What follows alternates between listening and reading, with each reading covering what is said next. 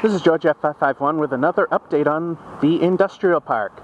You might notice that I sound a little muffled. That's because I taped up all the ports on the flip, and it's windy at times, so it's to reduce wind noise. Anyway, found out that in theory they believe all the phone trouble was actually in the phone lines themselves on the pole. It wasn't in the park. So what was all this digging for? After all, as you can see there, in the faded orange is a Verizon mark, and these red marks are electricity. And they dug a trench. Found out that, if you remember one of my earlier videos, in March when we had devastating rains, the electrical system was destroyed in back of MSI, way at the back of the industrial park.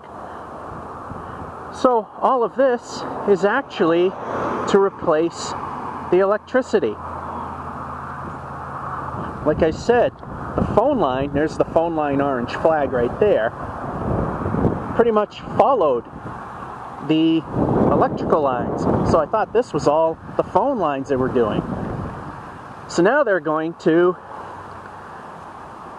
redo the electrical work.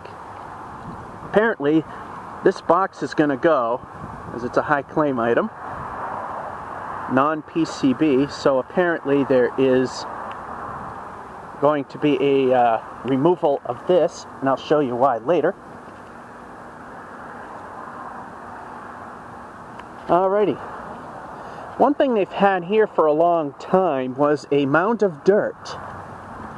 Just recently they've leveled that off, and that was like a couple weeks ago. And as you can see, they've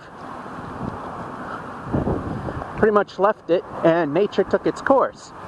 It's got grass in it now.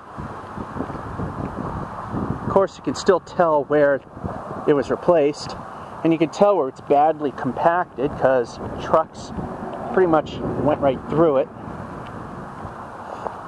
There's where they dug in. And there's still some leftover pipe from when they ran the conduit. Here again is where they did nothing after compacting it. There's your pipe. They got rid of the elbow this time. And if you remember the sinkhole video, a truck went through it. In fact, you can see here another fine example of the poor compacting job that they did. Here's the sinkhole. It's significantly wider. It's about from there to there. And when I kicked all the dirt in, it was only a few inches deep. Now, although it's hard to see, it's more like 8 inches. So it has sunken. You can see some new cave-ins right here.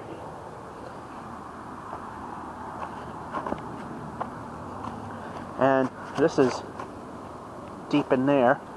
I think it's more of nature doing the compacting for them. This is where the storm drain was destroyed when they excavated. They're not even marked. And some more tire tracks. And I can plainly see where excavation was done, and nature has done its thing. You can see some of the bigger weeds are starting to take shape, and more proof of a bad job. There's some more truck wheels.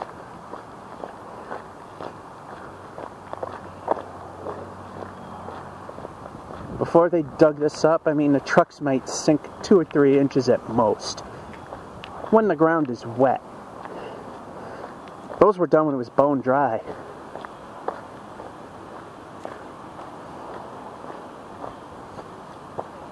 And you walk on it like I'm doing now, it doesn't seem to be much different. And apparently this is where the new electrical's going to go. right there in this box. Here's the new electrical box. And they got smart, they actually locked it shut now. There's nothing in it as of yet, because I've looked in it before. Then over here in MSI country, there's more work done. Now I'm going to aim down to avoid license plate capture.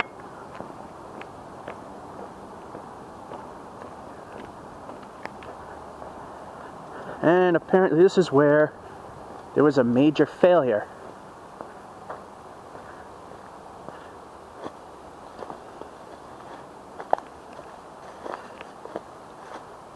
Apparently it happened in here.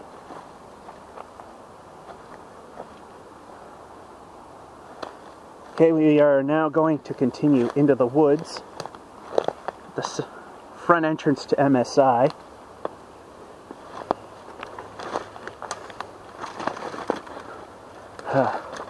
Walk through the woods.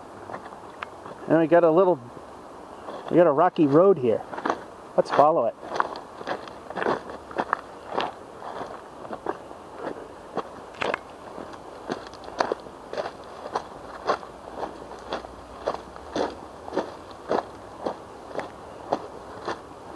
And here it ends.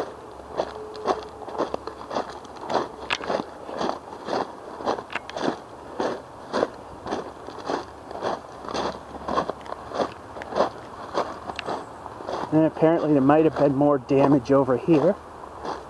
As you can see, the road comes to an end. Here's another power station. And that is all there is to it.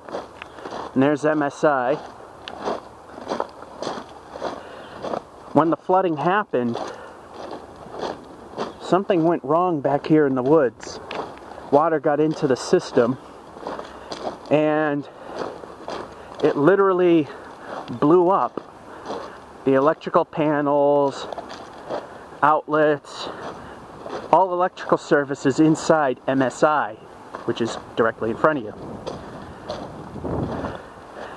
So, Saturday, on the 16th of October 2010, power's going to be shut off to the entire park. And we're going to aim down because we might get license plates. We're going to shut electricity off on the 16th of October 2010 to take care of all the electrical replacement work that they got to do. Run the lines, hook everything up into the new box.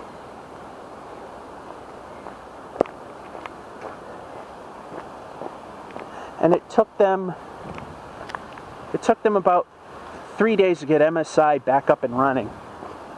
The whole building was shut down. There were